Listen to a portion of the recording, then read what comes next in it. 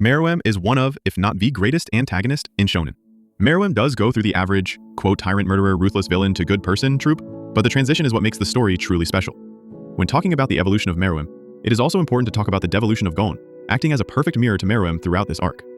Gon, throughout the entire story, has been a complete sweetheart and one of the most happy and lovable protagonists.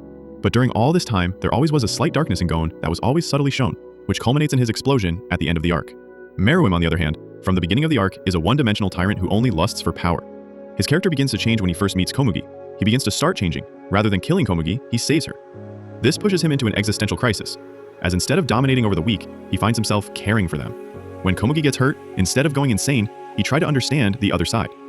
Unlike Gon, who goes absolutely psychotic due to Kite's death, he loses all sense of humanity and gives up all of himself, symbolized by his nen, and turns into a monster to kill Pito. Where MERUEM, instead of becoming the aggressor, tries to strike peace with Netero, another human who turns into a complete monster to take down MERUEM. MERUEM's character finally concludes with his rebirth. With no memories and his animalistic instinct reawakened, he goes back to being a one-dimensional tyrant. But he again falls back into his human side, and spends his last few moments with Komugi playing shogi. All of this climaxes to his death, and a masterful display of love, compassion, altruism, and humanity by Togashi.